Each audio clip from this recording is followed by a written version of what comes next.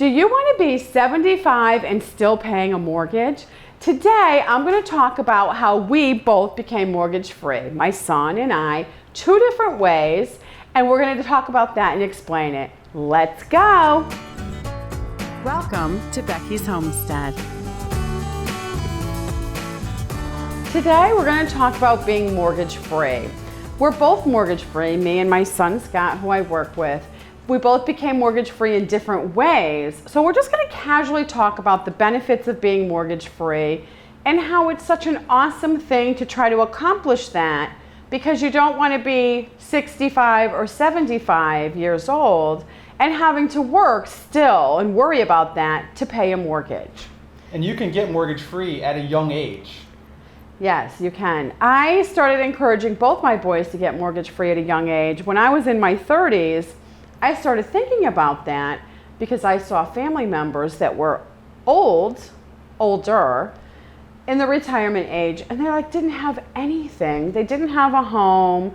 One was living in a camper, although it was a nice one.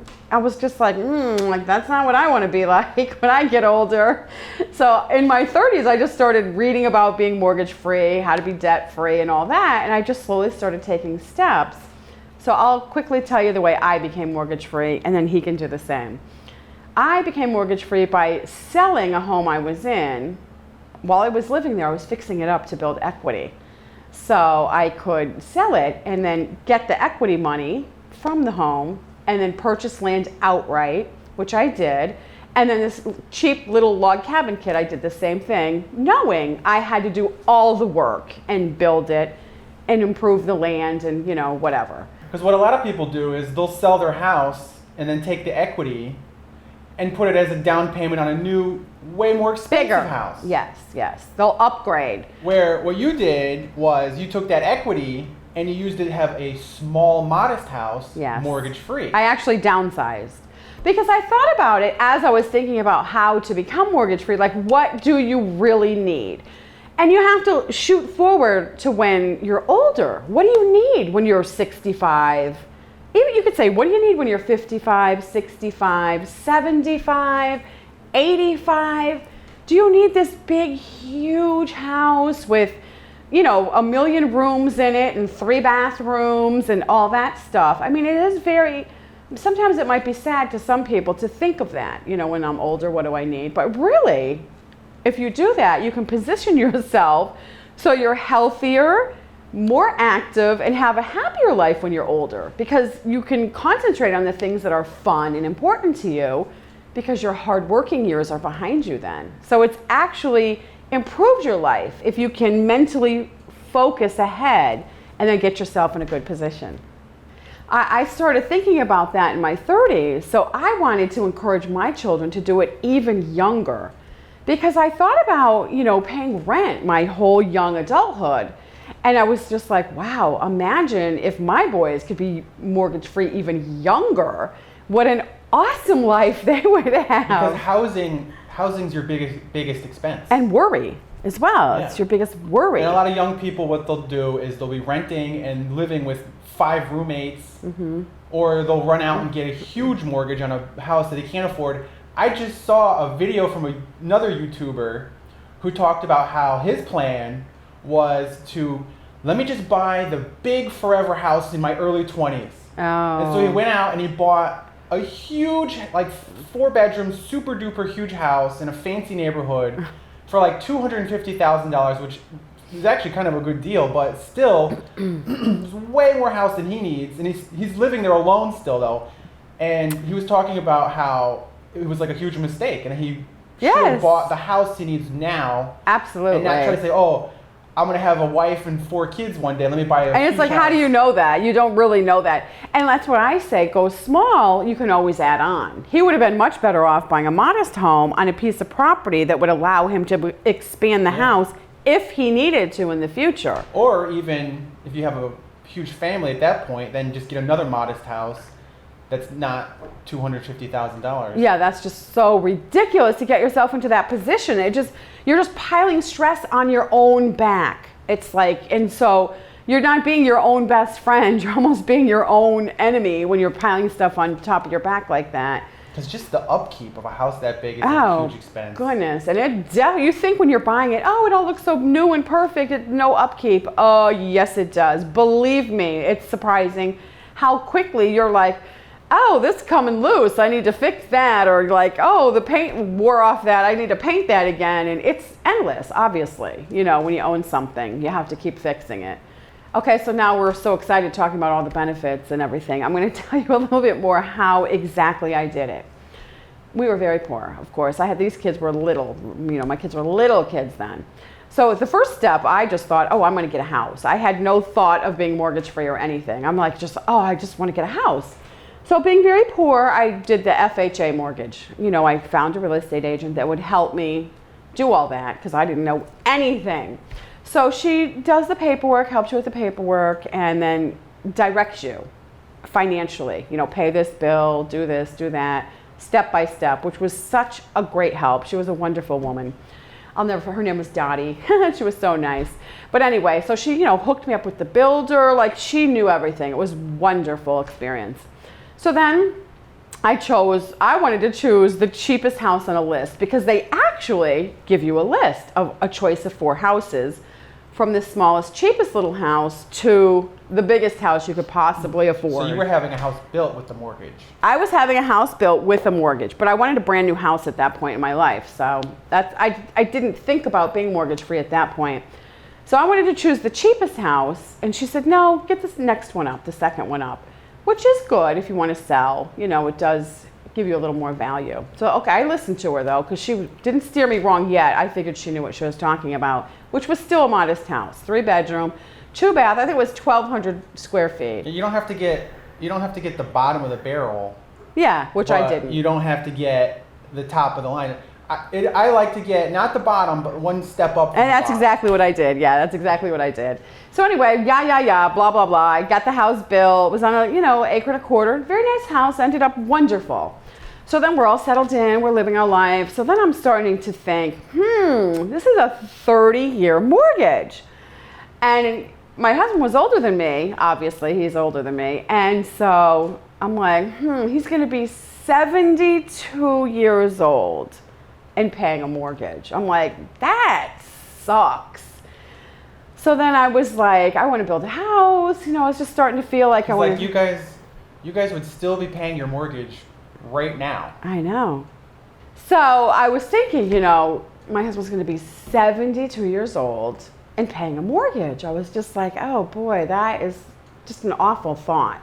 So that's when I started to, think about being mortgage free, because it's so funny having the house. I was satisfied and it was safe and new and blah, blah, blah. But financially speaking, I was like, this still is the best position to be in. So then I talked about selling the brand new house, living in a tent and building a little tiny log cabin. How long did we live there and make payments on it? I want to say 7 years. Nothing happened quickly. Things don't happen quickly. Also, you sold it right before the market crashed. Oh, I was thinking it was a brilliant move on my part. That was a good move. Oh, that was such a good move, because I knew trouble was coming. So I was thinking, sell now, or. So you actually sold it at the peak of the market. Yes. And got a really good price. I didn't get a huge good price, because again, it was a modest house, but I did the best that house could do for me. Yeah. For sure. Like, if you would have waited a few years and the market crashed, I would have lost. I would have been able to do I it. might have been upside down on the mortgage, or just right. That's why it was good you were in a modest house then, because even if you had to wait it out, you wouldn't have been dying. Now, I can't say this enough. Some people might say, well, I could have stayed there and just paid the mortgage off quickly, because it was only a $72,000 mortgage, which in today's standards sounds so cheap. But in all fairness, we were a very, very low income family. Like, we were barely paying the bills and raising the children. You wanted to live in the country and be more homesteady. Yeah, I knew that. I felt that. So I was just thinking, this brain's just moving. So I was like, I want to be mortgage free.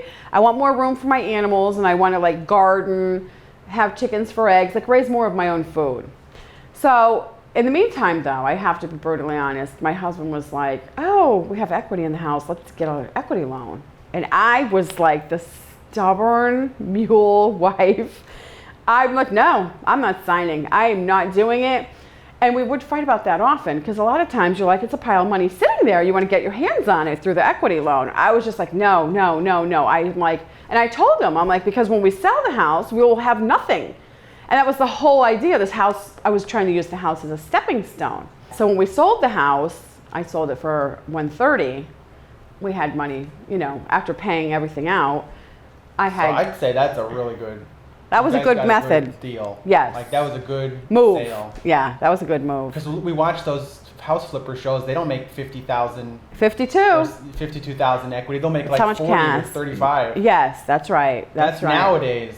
Right. That's. So you guys got a really good deal. I did. We did a good deal. That was a good one. And another thing is the real estate agent's like, oh, the house isn't selling that fast. Lower the price. And I literally thought about it and I said, no, I'm not going to lower the price.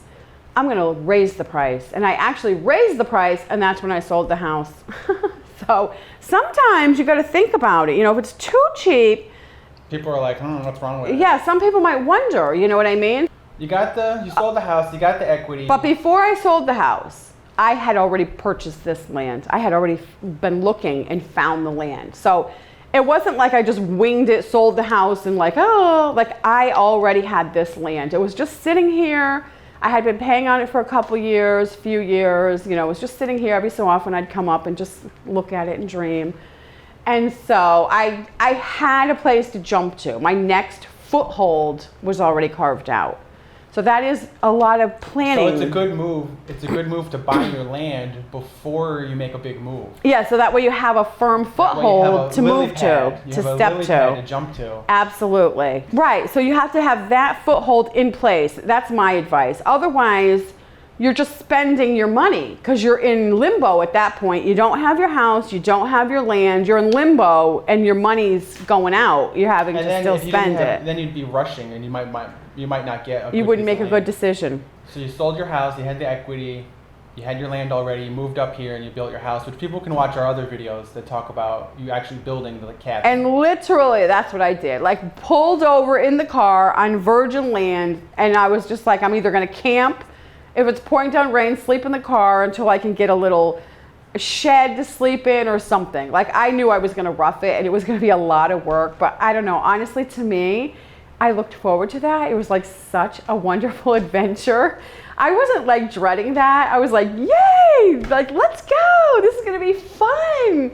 So that's how I approached it. Even though, you know, I knew it was gonna be a lot of work and I had to read books and learn and everything, whatever. I tackled that as a fun adventure, and it really was. It was awesome. So now let's tell people how I got mortgage free at a young age, because you did it as an adult. Yes. With a family and years of equity. Late 30s. I'm going to talk about how I got mortgage free at a young age, my plan from starting out from zero, also coming from a very poor family. So the first thing, I bought land at a very young age. While all my friends were buying huge fancy cars with huge car payments, I had a junky old 1970s Toyota, but I bought my land. I was making payments on my land and not my car. Let me just interject this in here, which is hard for a young man because while you can't see the land he bought, everybody's driving around in their nice car. So, you know, it's kind of hard where it's like you have something of value, but it's not something flashy that you can see at this point.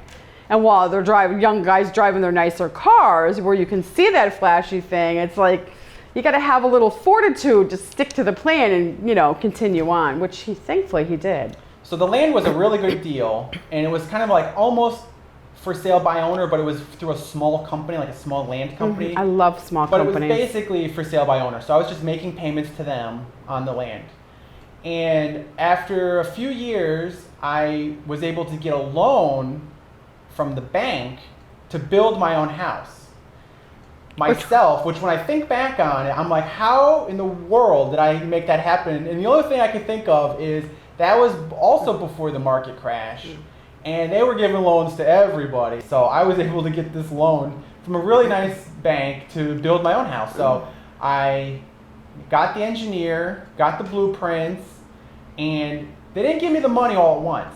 They gave it to me in sections as I was building the house. So he would give, the bank guy would just give me little pieces at a time as I was building the house and getting different inspections finished. So I just... Which is a construction loan. Yeah, That's what they call that, just so people know. So I just, step by step, I built my house. It's a small, modest house, and I did bit by bit. And so then after it was done, then I just had the construction loan turned into a regular mortgage after the house was finished and I got the final inspection. And so then I was just making payments on a normal mortgage. But when I set it all up at the beginning, I said it has to be a fixed interest rate and a 10-year loan.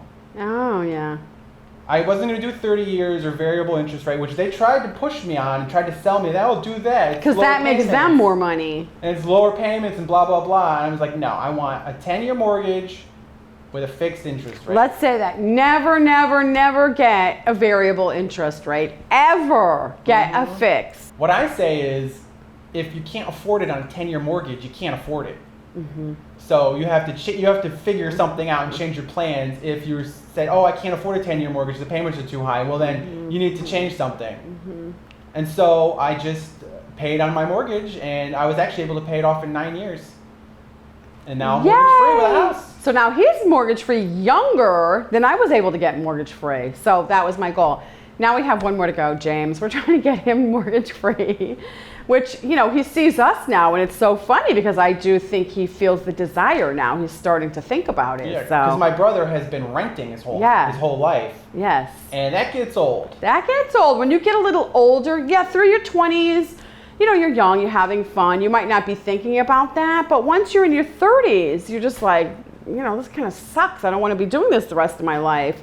And so you start thinking about it. So, you know, even if you don't get going in your 20s and get a jump on it, it's fine. You know, you can start in your 30s. I was in my late 30s, so whenever you got to do it. You just don't want to be 65, 75 paying a mortgage. That's your goal. It's just awful. I see people doing that, and I feel sad. I feel sorry for them. I'm like, what stress to be older, and not that they're unhealthy or anything. They're alive and vibrant and stuff, but you know, you're just like, how sad that they're at that age and like they haven't figured out how to get anything accomplished and be in a good position. And a lot of times I think it's not that they didn't have the ability.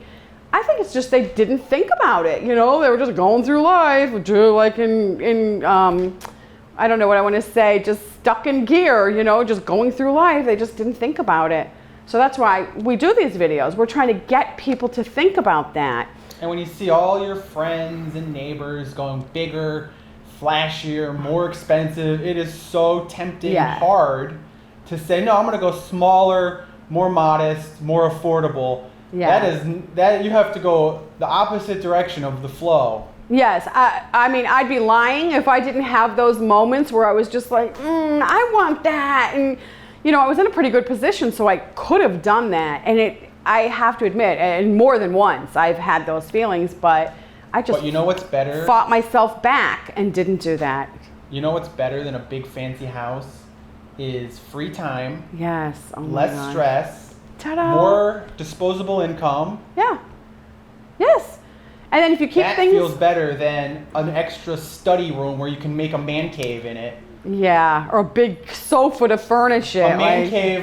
A man cave you can never hibernate in because you're always at the office paying for it. You might sit in there, but you're not gonna be hibernating, spending any quality time. Visit it once a week for 2 hours. Yeah, exactly. I'd rather have a smaller house and hibernate in it. That's such a good point. Watch a lot of my videos. We do talk about a lot of different things through the videos. And we should tell people to read your book, Becky's Guide to Buying Land, so you can learn from all of our experience, all my mom's experience buying land, so you can get a good piece of land and have a good jumping off point. Because I just figured it all out myself, you know, and I know there's a lot of people out there that might comment in the comments that that's not the way to do it and blah, blah, blah. We're openly admitting there's more than one way to skin a cat. Because we both built our own house. In different ways. And not everybody wants to or can build their own house. So there are ways to do the exact same plan, but you don't have to build your own house. You can find, if you know where to look and what websites to shop on, you can find amazing deals. On modest, smaller properties. Modest houses where you can get a a mortgage on this modest house that you can pay off in 10 years. Exactly. You don't. There's more than one way to skin a cat. What we're trying to encourage people to do is just start thinking, because whatever your situation is, you know, you got to find a way out and a way to your destination of being mortgage free. So it's just to kind of, you know, get you motivated and have you start thinking, and then just give you ideas, because that's what things stem from, you know. The ideas popped in my head. I was just sitting around looking around, and I just started thinking about it. But nobody had told me at a younger age, and had I seen something, I might have made a move quicker, you know. So it doesn't matter. Just our videos, you can just watch them, and they can just give you ideas and whatever. You don't even might not even have to move. You can just improve where you are, and, you know, make adjustments, become debt free, and start kind of homesteading where you live. Okay, so we just wanted to tell you that you can become mortgage free. There's different ways to do it, but it's definitely very doable. Let me know in the comments what you would do if you were mortgage free. Thanks to all my Patreon supporters. I couldn't do these videos without you.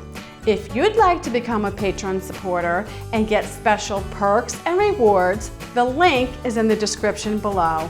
If you enjoyed this video, here's a playlist with some more homestead videos you might enjoy. Thanks for watching. Happy homesteading. Bye-bye. Okay, let me stand up normal. Do you want to be 75?